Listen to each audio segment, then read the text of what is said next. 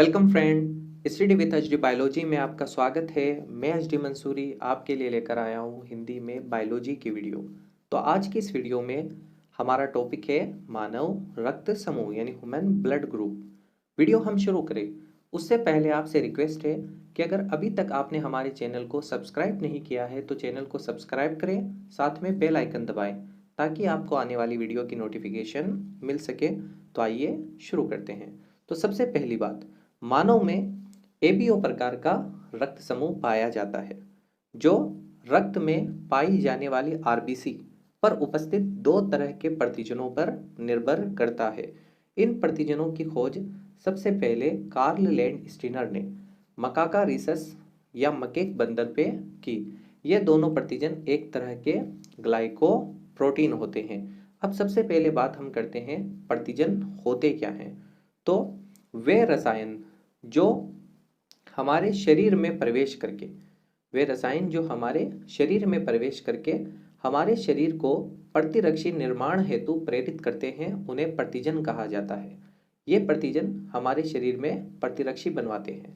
प्रतिजन वसा, protein, carbohydrate, सूक्ष्मजीव कुछ भी हो सकते हैं।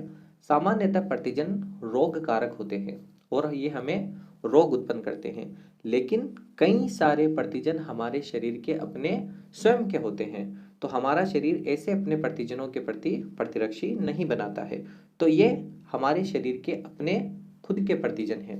लेकिन अगर इन प्रतिजनों को हम किसी दूसरे व्यक्ति में प्रवेश करवा दे तो उसका शरीर इन प्रतिजनों के विरुद्ध प्रतिरक्षी बनाता है। तो इस प्रकार हमारे रक्त में दो तरह के प्रतिजन होते हैं, एक प्रतिजन ए और एक प्रतिजन बी, यानी एक एंटीजन ए और एक एंटीजन बी। अगर हमारे रक्त में केवल प्रतिजन ए उपस्थित या प्रेजेंट होता है तो रक्त समूह ए होगा, और अगर केवल बी होता है तो रक्त समूह बी होगा, और अगर ए और बी दोनों ही होते हैं तो रक्त समूह ए बी होता है, और अगर ये दोनों ही नहीं होते हैं तो रक्त समूह 0 या ओ होता है। तो इस प्रकार हमारे एबीओ तंत्र में 4 रक्त समूह पाए जाते हैं, रक्त समूह ए, रक्त समूह बी, ए बी और ओ। ये चारों रक्त समूह ए और बी प्रतिजन की उपस्थिति के आधार पर होते हैं। अब हम में कुल 4 तरह के रक्त समूह हैं। तो एबीओ तंत्र में 2 प्रकार के प्रतिजन होते हैं। इनकी खोज लैंड स्टीनर ने की। इनके अनुसार एंटीजन ए और एंटीजन बी आरबीसी की सतह पर पाई जाती है। ये दोनों प्रतिजन ग्लाइकोप्रोटीन है। अब अगली चीज, हमारे रक्त में इन प्रतिजनों के अलावा 2 तरह की प्रतिरक्षी भी पाई जाती है।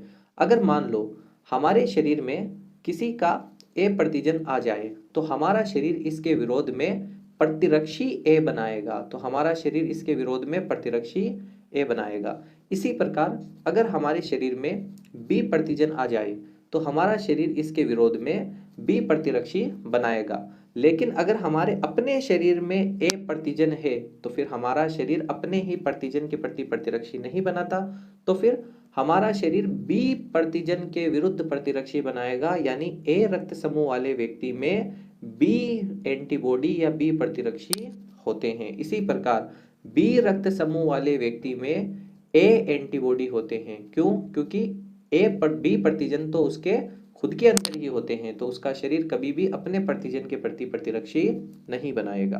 तो इस प्रकार 4 तरह के रक्त समूह हम में पाए जाते हैं। अब इन चारों रक्त समूह को हम पढ़ेंगे।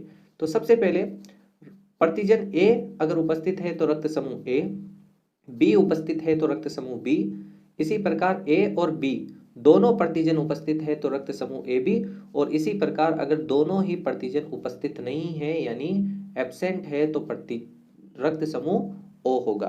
तो अब हम सभी रक्त समूह को एक एक करके देख लेते हैं। तो सबसे पहले रक्त समूह ए। तो आरबीसी पर अगर प्रतिजन ए है और प्लाज्मा में प्रतिरक्षी बी है, क्योंकि अगर हमारा रक्त समूह ए है तो उसमें प्रतिजन ए उपस्थित है, इसलिए प्रतिरक्षी हमेशा बी तरह की बनेगी, ए नहीं बन सकती। तो ए रक्त समूह वाले व्यक्ति में ए। अब यहां पर हम रक्तदान से रिलेटेड भी थोड़ा सा पढ़ लेते हैं। तो सबसे पहली चीज ध्यान रखना, कोई भी व्यक्ति अगर किसी को रक्तदान करता है तो हमेशा हम उसके प्रतिजन को देखेंगे और अगर कोई व्यक्ति रक्त को ग्रहण करता है यानी वो रिसेप्टर है, तो उसमें हम उसके प्रतिरक्षी यानी उसके एंटी बॉडीज को देखेंगे। तो अगर किसी में ए प्रतिजन हुआ तो वो कभी भी ऐसे व्यक्ति को रक्त नहीं दे सकता जिसमें ए प्रतिरक्षी है, या इसी प्रकार किसी में बी प्रतिजन हुआ तो वो कभी भी ऐसे व्यक्ति को रक्त नहीं दे सकता जिसमें बी प्रतिरक्षी है। अगर किसी में दोनों ही प्रतिजन उपस्थित है तो वो फिर किसी ऐसे व्यक्ति को रक्त नहीं दे सकता जिसमें ए बी या दोनों ही प्रतिजन उपस्थित हो। और अगर किसी में प्रतिजन है ही नहीं तो फिर वो सभी को रक्त दे सकेगा। तो इसी प्रकार अब क्योंकि ए रक्त समूह वाला व्यक्ति अपने अंदर ए प्रतिजन रखता है तो वो ए बी वाले को रक्त दे सकता है और ए वाले को रक्त दे सकता है। क्यों? क्योंकि ए वाले में बी प्रतिरक्षी होगी और ए बी वाले में प्रतिरक्षी होती ही नहीं है। लेकिन ये ओ वाले से और ए वाले से रक्त ले सकता है क्योंकि ए में इसका खुद का प्रतिजन आएगा और ओ में कोई प्रतिजन आएगा ही नहीं, तो इसमें रक्त का समूहन नहीं होगा। इसी प्रकार रक्त समूह बी, इसमें बी प्रतिजन होगा और रक्त में ए प्रतिरक्षी पाई जाएगी और ये बी को और ए बी को ब्लड दे सकता है और बी और ओ से रक्त ले सकता है और कारण वही सेम है जो हमने पीछे पढ़े हैं। अब इसी प्रकार रक्त समूह ए बी, तो इनमें ए और बी दोनों ही तरह के प्रतिजन है, इसलिए इनके प्लाज्मा में एक भी प्रतिरक्षी नहीं बनेगी। तो ये बी वाले को अपना रक्त दे सकता है, सॉरी ये जो व्यक्ति है ए बी वाला, तो ए बी वाला सिर्फ ए बी वाले को ही रक्त दे सकता है क्योंकि ये दोनों प्रतिजन ले जाता है। तो अगर सामने वाले में एक भी प्रतिरक्षी हुआ तो फिर रक्त का समूहन हो जाएगा, लेकिन ये सभी से रक्त ले सकता है क्योंकि इसके खुद में कोई प्रतिरक्षी नहीं होता जो रक्त का थक्का बना सके। अब हम बात करते हैं इसी प्रकार रक्त समूह ओ की, तो इनमें कोई प्रतिजन नहीं होता, इसीलिए ये जीरो या रक्त समूह ओ है। तो प्रतिरक्षी इसमें दोनों होते हैं, तो ब्लड तो ये किसी का नहीं ले सकता ओ के अलावा, लेकिन ब्लड दे सभी को सकता है। तो यहाँ पर अभी हमने जो पढ़ा उसके आधार पर ओ तो हो गया सार्वत्रिक दाता यानी यूनिवर्सल डोनर और ए भी हुआ सार्वत्रिक ग्राही यानी यूनिवर्सल रिसेप्टर। तो उसके बाद अब हम इन सभी रक्त समूहों को इस टेबल द्वारा देख सकते हैं कि रक्त समूह ए, उसमें केवल ए तरह के प्रतिजन है, बी में केवल बी तरह के प्रतिजन है, ए बी में दोनों तरह के प्रतिजन है और ओ की आरबीसी पर कोई प्रतिजन नहीं है। लेकिन इनके ए वालों के प्लाज्मा में बी एंटीबॉडी बनेंगे, बी वालों के ए एंटीबॉडी बनेंगे और क्योंकि यहाँ दोनों प्रतिजन है तो ए बी वाले में एक भी एंटीबॉडी नहीं बनेगा। क्योंकि यहाँ दोनों ही प्रतिजन नहीं है तो यहाँ दोनों ही प्रतिजन बनेंगे। तो उसके बाद अब हम हमारे रक्त समूह का महत्व देखते हैं। तो सबसे पहली चीज, रक्त समूह की जांच का सबसे अहम महत्व यह है कि हमें यह पता चलता है कि हम किस व्यक्ति का रक्त किसे दे सकते हैं, यानी एक रक्त समूह वाले के डोनर कौन कौन हो सकते हैं और रिसेप्टर कौन कौन हो सकते हैं। क्यों?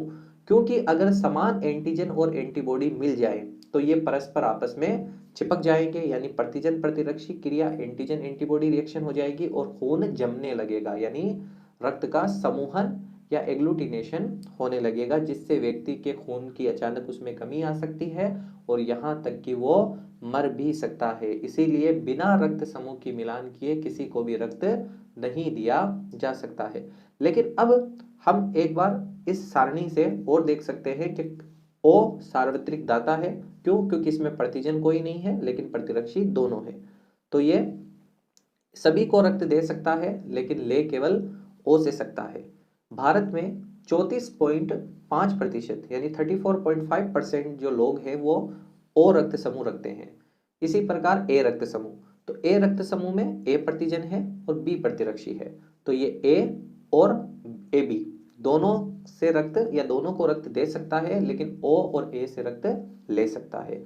भारत में 23.5% जो लोग हैं वो ए रक्त समूह वाले हैं। उसके बाद में रक्त समूह बी, तो इसमें प्रतिजन बी है, प्रतिरक्षी ए है, तो ये बी वाले को रक्त दे देगा, ए बी वाले को रक्त दे देगा और ओ और बी से रक्त ले सकता है। तो भारत में 34.5% व्यक्ति रक्त समूह ए बी वाले हैं। उसके बाद अब हम आखिरी सार्वत्रिक ग्राही ए बी, तो AB में दोनों प्रतिजन होते हैं, तो सभी को ये सभी यानी ये केवल AB को रक्त दे सकता है और कोई प्रतिरक्षी नहीं होता तो सभी से रक्त ले सकता है।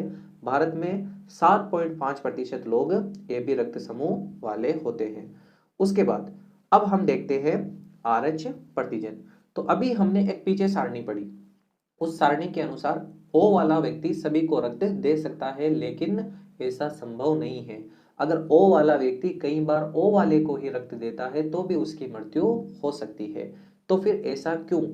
तो अभी तक हम दो प्रतिजन A और B के बारे में पढ़ रहे थे, लेकिन कॉल लैंडस्टीनर ने 1940 में विनर के साथ मिलकर उसी मक्का का रिसर्च बंदर पे प्रयोग करते हुए पाया कि A और B के अलावा एक और प्रतिजन होता है और उस प्रतिजन का नाम इसी बंदर के नाम पर रिसस फैक्टर यानी RH फैक्टर रखा गया। अगर किसी व्यक्ति में ये RH फैक्टर उसके रक्त में पाया जाता है तो उसको हम कहते हैं RH पॉजिटिव, और अगर नहीं पाया जाता तो उसको हम कहेंगे RH नेगेटिव। भारत में लगभग 93% लोग RH पॉजिटिव और 7% लोग RH नेगेटिव होते हैं। तो अब RH का क्या महत्व है? तो अभी तक हमने 4 रक्त समूह पढ़े थे।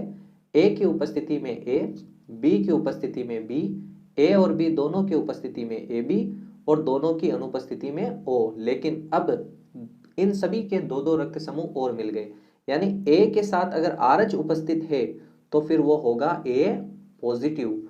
अगर A उपस्थित है लेकिन RH उपस्थित नहीं है तो वो होगा A नेगेटिव।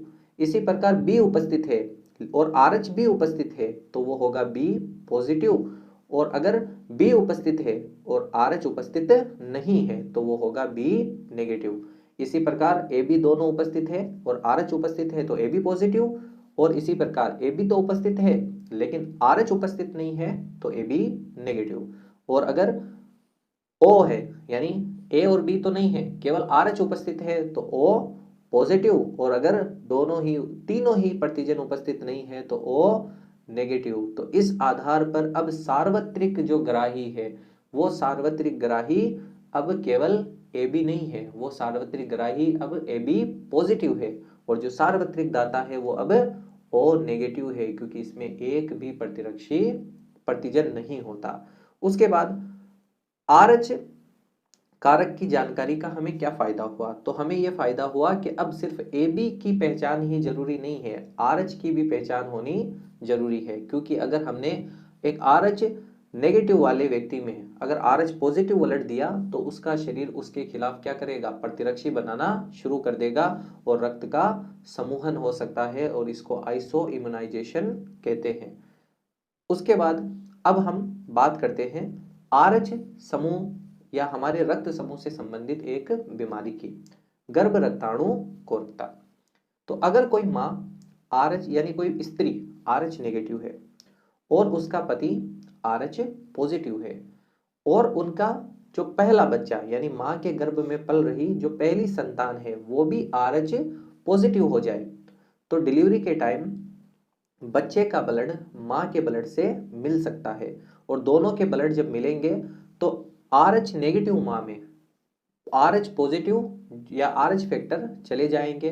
तो पहली डिलीवरी में तो ये कोई नुकसान नहीं पहुंचाएंगे, लेकिन माँ के ब्लड में प्रतिरक्षी बनने शुरू हो जाएंगे। अगर इन केस दोबारा ये माँ गर्भवती होती है और दोबारा इसके अंदर RH पॉजिटिव संतान आती है, तो गर्भ में पहले से तैयार प्रतिरक्षी प्लेसेंटा या अपरा द्वारा उस बच्चे की RBC को नष्ट करने लग जाएंगे, जिससे बच्चे की गर्भ में मृत्यु हो सकती है। और अगर बच्चा गर्भ में नहीं मरता है तो जन्म के बाद इस बच्चे को एनीमिया हो जाएगा या खून की कमी हो जाएगी। इसी को हम गर्भ रक्ताणु कोरकता या इरिथ्रोब्लास्टोसिस फिटेलस कहते हैं। इस बीमारी से बचने का तरीका है कि अगर माँ RH नेगेटिव यानी माँ का ब्लड नेगेटिव हो और बच्चे का ब्लड पॉजिटिव हो तो माँ को anti-RH एंटीबॉडी इंजेक्शन यानी इंट्रावेनस इंजेक्शन देने चाहिए, जिससे सारी प्रतिरक्षी नष्ट हो जाए। तो इसे हम इस प्रकार समझ सकते हैं कि माँ RH नेगेटिव है और पहला बच्चा RH पॉजिटिव है, तो ये RH के जो फैक्टर है वो RH फैक्टर इस माँ में चले जाएंगे, चाहे तो वो अपरा द्वारा जाए या डिलीवरी के टाइम माँ का रक्त और बच्चे का रक्त मिलने से जाए। तो पहले बच्चे का तो जन्म हो जाएगा, लेकिन माँ में इन RH कारकों के प्रति एंटीबॉडी बन जाएगी। अब अगर दोबारा माँ गर्भवती हुई और बच्चा RH पॉजिटिव हुआ, तो RH पॉजिटिव के खिलाफ बने ये प्रतिरक्षी इनको नष्ट करना शुरू कर देंगे, जिससे बच्चे की गर्भ में ही मृत्यु हो सकती है। और इस बीमारी से बचने का तरीका है कि पहले बार में ही अगर इंजेक्शन लगा दिया जाए इंट्रावेनस यानी anti-RH एंटीबॉडी का, तो ये एंटीबॉडी नष्ट हो जाएंगे। उसके बाद अब हम देखते हैं कि RH कारकों की खोज के बाद हमारे अंदर कुल 8 तरह के प्रतिरक्षी 8 तरह के ब्लड ग्रुप पाए जाते हैं। A positive, A negative, B positive, B negative, इसी प्रकार आगे सभी। तो अब कौन किसे ब्लड दे सकता है, तो इस सारणी के अनुसार हमें पता चला कि जो O नेगेटिव है वो सभी को ब्लड दे सकता है, तो O नेगेटिव हुआ सार्वत्रिक दाता और AB पॉजिटिव हुआ सार्वत्रिक ग्राही। क्यों? क्योंकि इनमें तीनों ही प्रतिजन नहीं होते और इनमें तीनों ही प्रतिरक्षी नहीं होते। उसके बाद अब हम आगे बात करते हैं हमारे रक्त समूह कैसे होंगे।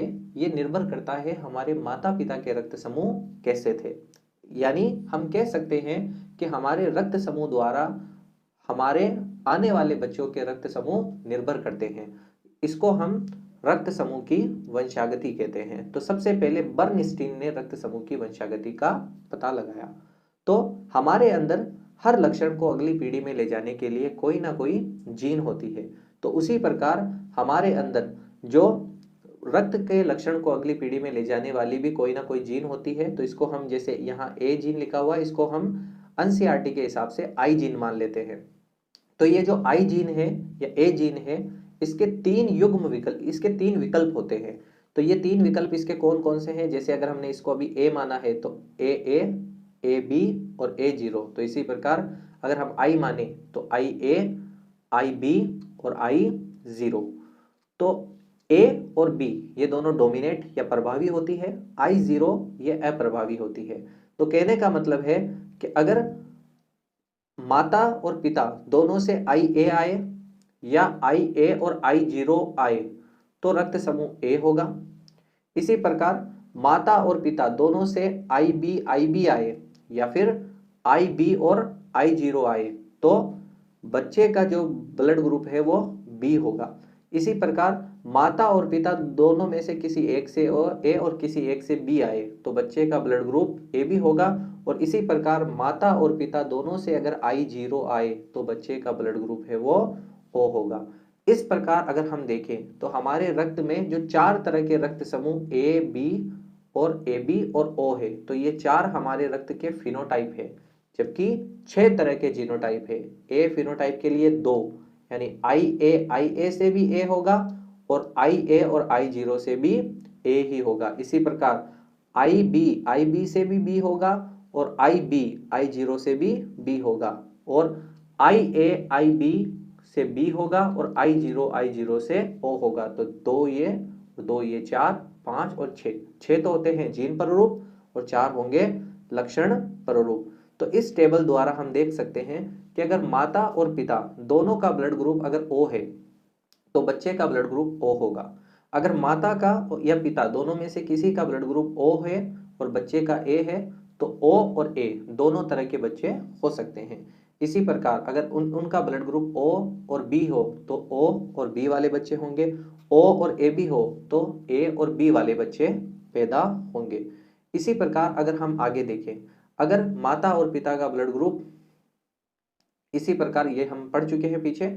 उसके बाद अगर माता और पिता का ब्लड ग्रुप A हो तो बच्चे का ब्लड ग्रुप A और O हो सकता है।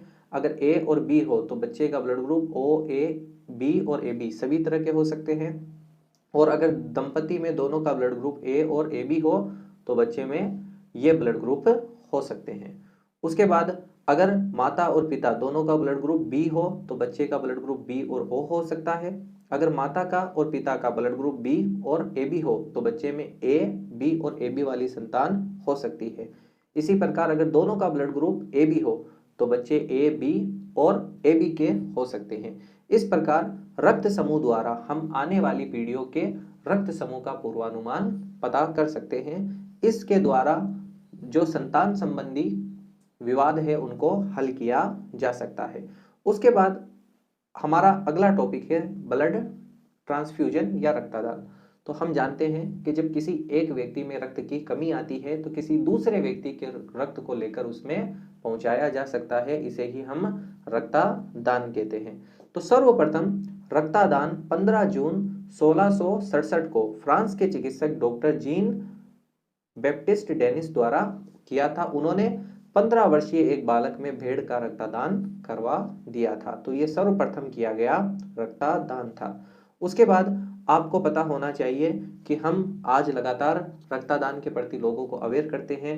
तो प्रति वर्ष 14 जून को विश्व स्वास्थ्य संगठन यानी WHO द्वारा रक्तदान दिवस के रूप में मनाया जाता है, या हम कहें तो 14 जून रक्तदान दिवस होता है। तो आप भी ज्यादा से ज्यादा रक्तदान करें, क्योंकि रक्तदान करने पर रक्त में उपस्थित जो 55% प्लाज्मा वाला भाग है वो 3 दिन में हमारे अंदर वापस आ जाएगा, और जो रक्त की कणिकाएं हैं वो 30 से 35 दिन में वापस आ जाएगी। तो आप चाहो तो एक बार रक्तदान करने के 35 दिन के बाद दोबारा भी रक्तदान कर सकते हो।